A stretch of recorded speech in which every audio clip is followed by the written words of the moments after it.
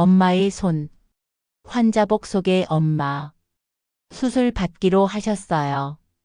엄마가 드디어 고관절 수술을 받기로 결심하신 것이다.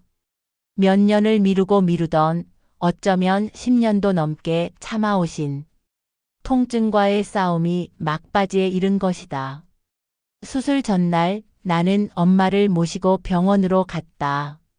입원 수속을 마치고 다음 날 아침 간호사가 수술복을 가져왔다. 환자복을 입고 나오신 엄마. 그 순간 내 가슴 어디선가 뜨거운 것이 치밀어 올랐다.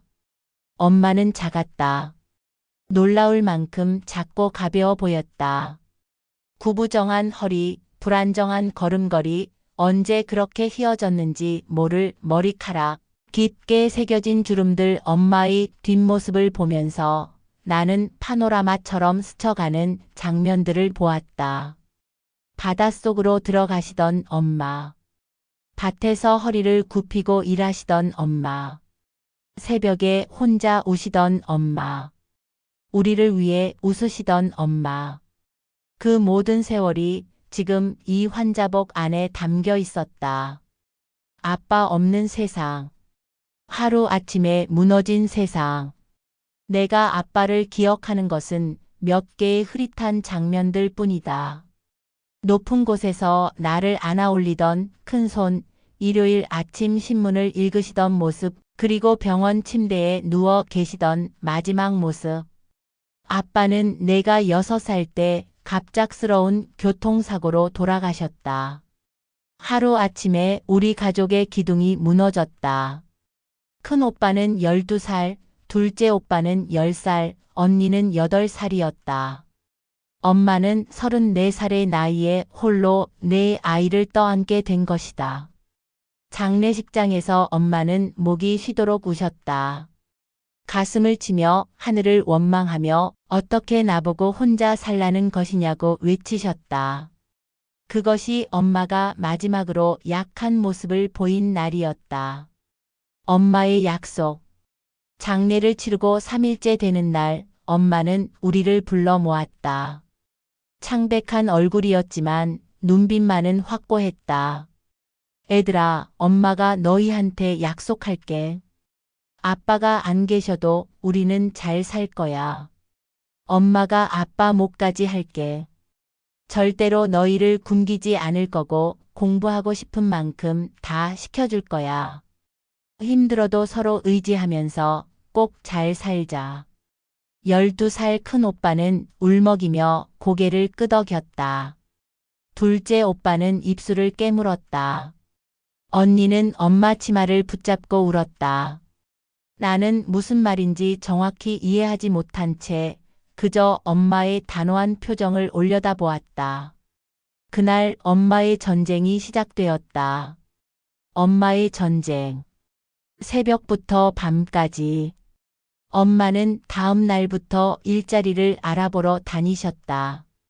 고등학교만 졸업하신 엄마에게 주어진 선택지는 많지 않았다. 처음에는 동네 식당에서 일하셨다. 새벽 5시에 나가 밤 10시에 들어오는 생활. 우리는 엄마가 미리 해놓은 밥을 먹고 학교에 갔고 학교에서 돌아오면 텅 빈 집에서 엄마를 기다렸다. 큰 오빠와 둘째 오빠가 어린 우리를 돌봤다. 12살, 10살의 아이들이었지만 그들은 갑자기 어른이 되어야 했다. 몇 달 후 엄마는 식당 일만으로는 부족하다는 것을 깨달으셨다. 낮에는 남의 집 청소를 하거나 시장에서 채소를 다듬는 일을 하시고 저녁에는 식당으로 갔다.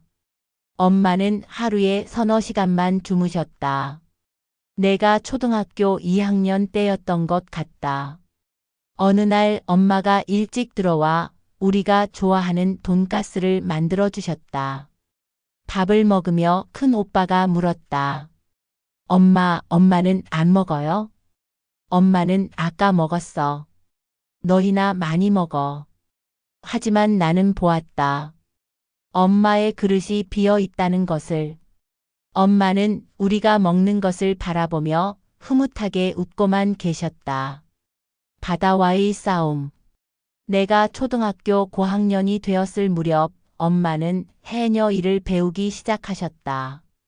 물질이 다른 일보다 수입이 좋았지만 위험했고 기술이 필요했다. 마을의 나이 든 해녀들은 처음에 반대했다. 이 나이에 물질을 배우겠다고? 무리야. 물속은 만만한 곳이 아니야. 하지만 엄마는 포기하지 않으셨다. 매일 바닷가에 나가 조금씩 마음을 얻으시고 마침내 한 할머니가 가르쳐 주셨다. 엄마가 처음 물질을 나가시던 날 나는 언니와 함께 해변에서 지켜보았다. 검은 잠수복을 입은 엄마는 낯설었다. 바다 속으로 들어가신 엄마가 한참 만에 올라오시며 호오이 하는 숨비 소리를 냈다. 그것은 생명의 소리였고 동시에 고통의 소리였다. 바다에서 나오신 엄마는 지쳐 보였지만 태왕망에 가득 담긴 소라와 전복을 보며 활짝 웃으셨다. 이것들 팔면 너희 학원비 낼 수 있겠다. 엄마에게는 그것이 전부였다. 우리를 먹이고 가르치는 것. 그 외의 모든 것은 사치였고 그 목표를 위해서라면 엄마는 기꺼이 목숨을 걸었다. 밭에 땀방울. 여름에는 물질을, 다른 계절에는 밭일을 하셨다. 어느 여름날 나는 엄마를 따라 밭에 갔다. 뙤약볕 아래서 허리를 굽혀 일하는 엄마. 땀으로 흠뻑 젖은 옷, 거친 호흡. 엄마 힘들면 좀 쉬었다 해요. 괜찮아. 이 정도는 일도 아니야. 해가 기울어질 무렵 집으로 돌아왔지만 엄마는 씻지도 않고 부엌으로 직행하셨다. 저녁을 준비해야 했기 때문이다. 그날 밤 나는 엄마 방 문틈으로 온갖 파스를 등과 허리에 붙이시는 모습을 보았다. 침대 옆에는 진통제 봉지들이 있었다. 엄마는 매일 진통제를 드시고 계셨다. 새벽의 눈물. 중학교 2학년 어느 날 나는 새벽에 무언가에 잠이 깼다. 희미한 소리. 부엌 쪽에서 희미한 불빛이 새어 나왔다. 부엌 한 구석에 엄마가 쪼그려 앉아 울고 계셨다. 손으로 입을 막고 소리가 새어 나오지 않도록 애쓰며 우셨다. 엄마 앞에는 통장과 고지서들이 놓여 있었다. 큰 오빠의 고등학교 등록금 고지서. 얼마나 지났을까? 엄마는 눈물을 닦고 천장을 보며 말씀하셨다. 여보, 나 정말 열심히 사는 거 맞죠? 아이들 잘 키우고 있는 거 맞죠? 왜 이렇게 힘든지 모르겠어요. 잠시 침묵. 그리고 주먹으로 바닥을 치며 말씀하셨다. 그래도 포기 안 해요. 절대 포기 안 해요. 우리 애들 절대 굶기지 않을 거예요. 당신이 못 해준 것까지 제가 다 해줄 거예요. 꼭. 14살의 나는 우두커니 서서 평생 강하게만 사셨던 엄마가 무너지는 것을 지켜볼 수밖에 없었다. 다음 날 아침 엄마는 언제 그랬냐는 듯 웃으며 우리에게 아침밥을 차려주셨다. 나는 그날 결심했다. 빨리 어른이 되어 엄마를 도와야겠다고. 자라는 아이들, 늙어가는 엄마. 독립하는 남매들. 시간이 흘렀다. 큰 오빠는 고등학교를 졸업하고 바로 취직했다. 대학에 가고 싶었지만 동생들을 생각해 스스로 포기했다. 둘째 오빠는 장학금을 받아 대학에 갔고 언니는 미용사가 되었다. 나는 국립대학에 입학해 무사히 졸업했다. 엄마는 내가 대학에 합격했을 때 합격 통지서를 보시며 우셨다. 우리 막내가 대학생이 되다니. 아빠가 보면 얼마나 좋아하실까. 여보, 우리 딸 대학 갔어요. 우리가 해냈어요. 우리는 각자의 방식으로 엄마에게 감사를 표현했다. 명절마다 용돈을 드리고 생활비를 보내고 필요한 것을 사드렸다. 하지만 엄마는 늘 사양하셨다. 필요 없어. 너희가 잘 사는 게 엄마한테는 최고의 선물이야. 우리가 자라는 동안 엄마는 우리가 생각했던 것보다 훨씬 빠르게 늙어가고 계셨다. 몸에 새겨진 시간. 엄마가 처음 허리 통증을 말씀하신 것은 내가 대학교 3학년 때였다. 병원에서 허리 디스크 진단을 받으셨다. 의사는 심각한 표정으로 말했다. 이 정도면 몇 년 전부터 아프셨을 텐데 왜 이제 오셨어요? 엄마의 몸은 평생의 노동으로 만신창이가 되어 있었다.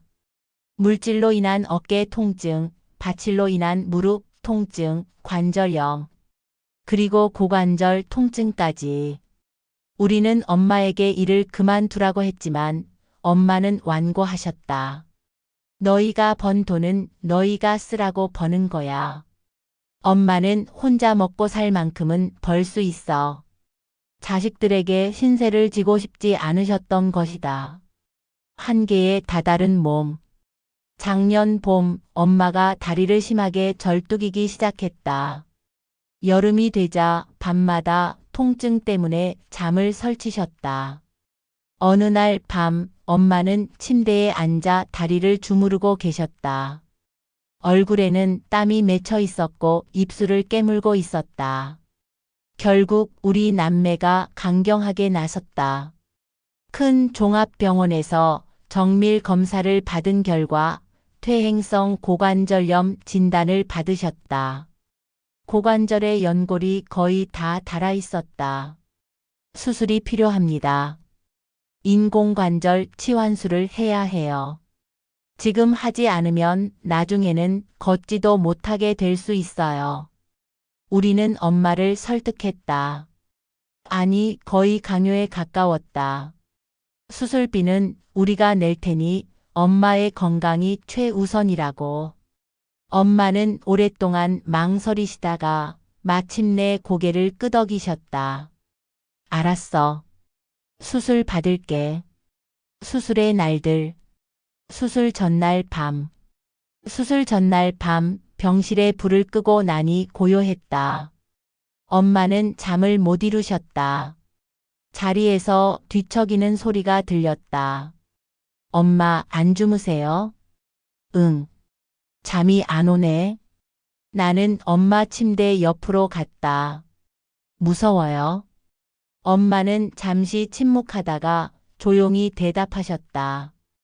응, 조금. 평생 강하게만 사셨던 엄마가 무섭다고 말씀하시다니. 나는 엄마의 손을 꼭 잡았다. 괜찮아요, 엄마. 제가 여기 있어요. 수술 끝나면 제일 먼저 엄마 얼굴 볼 거예요. 우리 딸. 우리는 한참 동안 그렇게 손을 잡고 있었다. 말없이. 하지만 그 침묵 속에는 말로 표현할 수 없는 많은 것들이 담겨 있었다. 긴 기다림. 다음 날 아침 수술실 문이 닫혔다. 엄마를 실은 침대가 들어가고 문이 닫히는 순간 큰 오빠의 어깨가 떨렸다. 둘째 오빠는 주먹으로 눈을 닦았다. 언니는 내 어깨에 기대어 울었다. 수술실 앞 벤치에 앉아 우리는 한참을 울었다. 엄마가 힘들었을 것에 대한 미안함. 우리가 아무것도 해드리지 못했다는 죄책감. 엄마가 아프다는 것에 대한 두려움. 4시간이 지났을 때 수술실 문이 열렸다. 수술 잘 끝났습니다. 우리는 안도의 한숨을 내쉬었다. 첫 밤의 고통. 병실로 올라온 엄마는 통증 때문에 밤새 끙끙 앓으셨다. 나는 엄마 침대 옆에서 손을 잡았다. 내가 할 수 있는 일은 그것뿐이었다. 엄마, 제가 여기 있어요. 손 꼭 잡고 있을게요. 엄마는 아무 말 없이 내 손을 꼭 쥐셨다. 통증이 밀려올 때마다 엄마는 내 손을 더 세게 잡았다. 그리고 나는 생각했다. 어린 시절 새벽에 혼자 우시던 엄마를. 그때 나는 다가가지도 못하고 바라보기만 했었다. 어른이 되면 엄마의 고통을 덜어드릴 수 있을 줄 알았는데 지금도 나는 애꿎은 엄마 손만 쥐고 있을 뿐이다.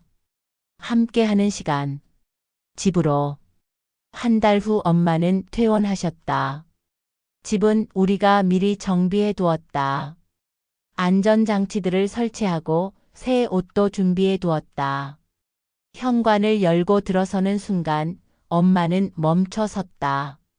깨끗하게 청소된 집, 재배치된 가구들, 곳곳에 안전장치들. 이게 엄마가 편하게 지내실 수 있게 조금 바꿨어요. 엄마는 눈시울이 붉어지셨다. 고맙다, 애들아. 함께하는 일상. 나는 휴직을 하고 엄마와 함께 지내기로 했다. 아침에는 엄마가 좋아하시는 음식을 준비했다. 오후에는 함께 산책을 했다. 저녁에는 온 가족이 모여 식사를 했다. 오랜만에 가족이 다 모였네. 명절도 아닌데 이렇게 모이기 어려운데. 엄마 때문에 모이는 거죠, 뭐. 어느 오후 엄마와 베란다에 앉아 있을 때 엄마가 말씀하셨다. 이렇게 한가하게 앉아 있는 게 얼마만인지 모르겠다. 항상 뭔가를 해야 했어. 멈추면 안 될 것 같았어. 이제는 쉬셔도 돼요. 너 휴직한 거 괜찮아? 회사에서 뭐라고 하지 않아? 제가 하고 싶어서 한 거예요. 엄마와 함께 있고 싶어서. 진심을 나누다. 잠시 침묵이 흘렀다. 그리고 엄마가 조용히 말씀하셨다. 너희 아빠가 돌아가셨을 때 나는 정말 무너질 것 같았어. 어떻게 살아야 할지 몰랐어. 하지만 포기할 수 없었어. 너희가 있었으니까. 너희를 잘 키워야 한다는 일념으로 버텼어. 엄마의 목소리가 떨렸다. 힘들었어. 정말 힘들었어. 때로는 주저앉아서 울고 싶었어. 하지만 너희를 보면 다시 힘이 났어. 너희가 엄마를 살게 했어. 나는 울었다. 엄마도 울었다. 엄마가 우리를 위해 얼마나 고생하셨는지 알아요. 정말 감사해요. 아니야. 너희가 잘 자라줘서 엄마가 힘을 낸 거야. 너희가 엄마를 키운 거야. 떠나기 전날. 2달이 지나고 나는 회사로 복귀해야 했다. 마지막 밤 엄마와 함께 저녁을 먹었다. 설거지를 하는데 엄마가 나를 불렀다. 이리 와봐. 엄마는 나를 가만히 끌어안으셨다. 그리고 눈물을 흘리셨다. 우리 딸 고맙다. 같이 있어줘서 행복했어. 사랑해. 약한 모습을 보이지 않으려 하시던 엄마가 이렇게 솔직하게 마음을 표현하시다니. 나도 엄마를 꼭 안았다. 저도 사랑해요, 엄마. 엄마가 우리를 키우느라 얼마나 고생하셨는지 알아요. 정말 감사해요. 아니야, 엄마가 더 고마워. 너희가 엄마에게 살아갈 이유를 줬어. 손을 잡고. 1년이 지났다. 엄마는 건강을 완전히 되찾으셨다. 무엇보다 엄마는 행복해 보이신다. 지난주 온 가족이 바다에 갔다. 엄마가 예전에 물질하시던 그 바다. 우리는 104장을 걸었다. 엄마의 걸음걸이는 가벼웠다. 나는 엄마의 손을 잡았다. 언니는 반대편 손을 잡았다. 엄마 손이 따뜻해요. 너희 손도 따뜻해. 우리는 그렇게 손을 잡고 걸었다. 바람이 불었고 파도 소리가 들렸고 햇살이 따스했다. 그 순간 나는 생각했다. 이것이 행복이구나. 이렇게 엄마와 함께 걷는 것, 엄마의 손을 잡는 것, 엄마의 체온을 느끼는 것. 엄마는 평생 우리의 손을 잡아주셨다. 넘어지지 않도록, 길을 잃지 않도록. 그 거친 손으로 우리를 이끌어 주셨다. 이제는 우리가 엄마의 손을 잡을 차례다. 엄마가 외롭지 않도록, 행복하시도록. 엄마, 앞으로도 계속 함께 있을 거예요. 우리가 엄마 곁을 지킬게요. 엄마는 우리를 보며 웃으셨다. 햇살 아래서 빛나는 미소. 주름진 얼굴, 휘어진 머리카락, 그 모든 것이 아름다웠다. 고맙다, 얘들아. 엄마는 정말 행복해. 우리는 계속 걸었다. 손을 잡고 함께 천천히. 사랑이란 거창한 것이 아니다. 사랑은 이렇게 손을 잡는 것, 함께 걷는 것, 곁에 있어주는 것이다. 엄마는 평생 그렇게 우리를 사랑하셨다. 이제 우리도 그렇게 엄마를 사랑하고 있다. 엄마의 손을 보면 생각한다. 이 손이 지나온 세월을, 이 손이 견뎌온 고통을, 이 손이 베푼 사랑을. 거칠고 굳은 손. 하지만 그 어떤 손보다 따뜻한 손. 이 손이 나를 안아주었고, 밥을 먹여주었고, 머리를 쓰다듬어 주었다. 이 손이 나를 키웠다. 그리고 이제 내가 이 손을 잡는다. 이 소중한 손을 놓지 않으려고, 이 손이 외롭지 않도록 꼭 잡는다. 엄마 사랑합니다. 평생 우리를 위해 희생하신 엄마. 고통 속에서도 웃음을 잃지 않으신 엄마. 우리에게 삶의 이유를 주신 엄마. 이제는 우리가 엄마의 이유가 되겠습니다. 엄마의 기쁨이 되고 엄마의 행복이 되겠습니다. 손을 잡고 함께 걸으며 남은 시간들을 행복으로 채우겠습니다. 엄마의 손을 잡고 영원히 함께 있겠습니다.